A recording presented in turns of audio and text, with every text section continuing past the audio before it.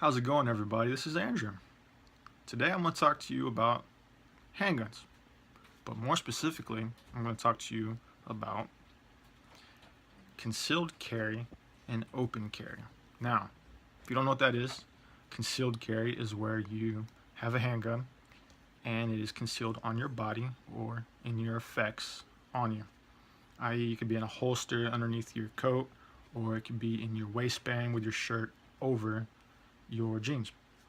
Open carry would be it is openly visible on your body by anybody that is around you. Um, the reason why I bring this up is a couple months back, I was watching social media and there's a video of a guy pulling into his garage. He didn't see the criminals coming into his garage after he pulled in, and they tried to do him harm. Well, he opened fire on them. The reason why this is being mentioned is because here in the state of Hawaii, that is illegal. So, with that being said, I wonder why Hawaii doesn't recognize people being able to acquire permits for concealed carry, or even being able to open carry. In many states, it's very easy, if you're a resident of that state, to just open carry. Now, obviously, if you want a concealed carry permit, then you have to go through a class, or you got to show that you are able to do that. But here, they're not going to do that because this is a may issue state. In North Carolina, it's a shall issue. Same with a lot of other states too. And this is just mind-boggling. I don't understand that. But after this, or before I continue, I just want to let you know that I'm going to talk to you about some things that happened last year, previous year, some statistics off a report that I found, which anybody can find. All you got to do is go on to Honolulu's Police Department and you can pull up all of these facts. So with that, I'll start talking to you about the statistics, and then I will go into the requirements here in Hawaii for getting any kind of gun, and also what the future lies, meaning we just got a new president-elect, and if anybody's following, the NRA was a major part of his campaign. They put a lot of money into his campaign, so I'm just going to be curious to see what happens in the coming years. So the three things I want to talk to you about first with the statistics would be the burglaries, the robberies, and the larceny theft. And I'm just going to throw some numbers out just so everybody can kind of understand why this is so mind-boggling. The burglary or the robberies that happened this year, or last year, excuse me, it was 896. Not even half was solved. Only 216 were solved. Same thing, but even worse when it comes to the actual burglaries. And the burglaries was 4,284 reports, and only 258 were solved. But even worse by far is the larceny theft. That was 22,930. Almost 23,000 reports were filed last year, but only 3,139 were actually solved. That is insane. And there's a lot of damn cops. There's like almost buku amount, you know, you can't go anywhere and not see a cop.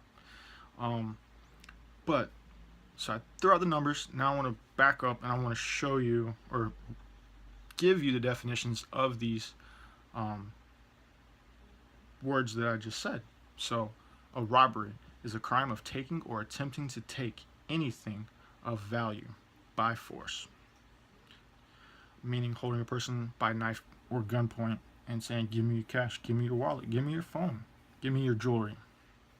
That's an example of taking by force. Now, burglary is the criminal act or the criminal offense of breaking and entering into a building illegally. So that could be your house, that could be where you work, that could be just a grocery store, a gas station, anything. That is crazy.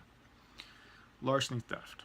That is the common law of larceny, is the trespassery taking and carrying away of a tangible personal item with the intent to deprive the other individual of their possessions permanently.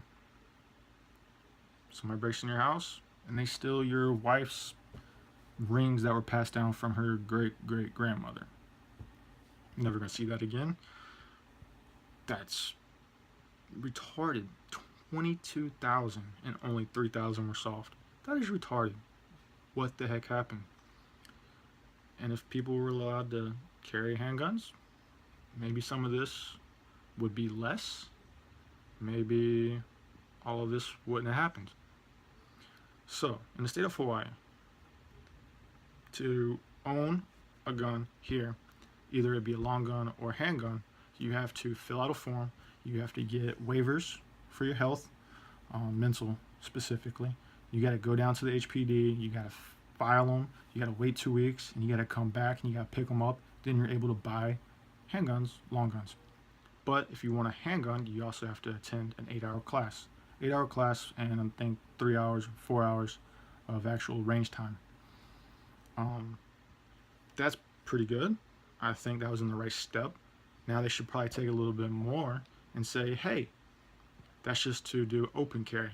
Now if you want to do concealed carry, take this other additional course, however long, whatever requirements that they want to meet. And by all means, any law-abiding citizen can go out and have a concealed carry and protect themselves, their family, and their friends.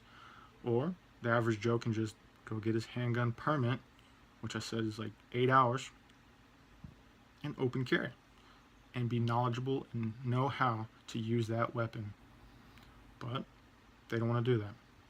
Like, I don't know if I mentioned this before, but this is a may issue state, meaning the odds of a law-abiding citizen getting a permit for concealed carry or even open carry is slim. It's not going to happen.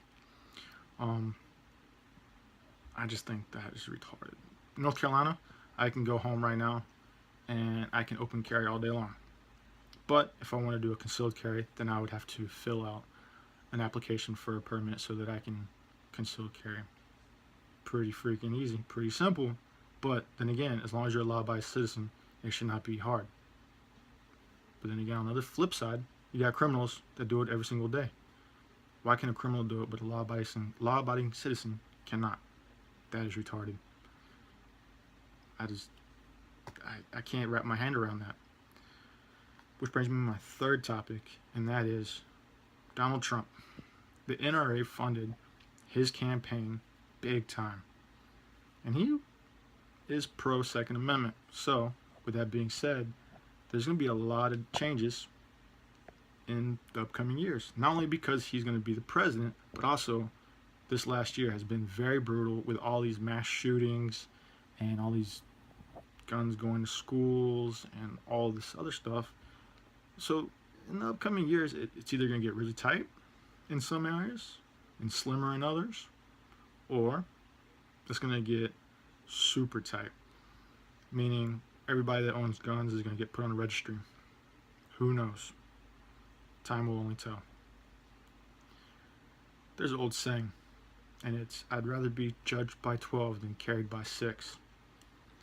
The meaning of that is, if you're at home and somebody breaks into your house, would you rather take the chance of killing that guy and getting judged by your peers in a court of law, or would you rather have your best friends, 6 of your best friends, carry you and put you in the ground and leave your family to fend for themselves? This is no joking matter. I, personally, would rather be judged by 12 than carried by 6.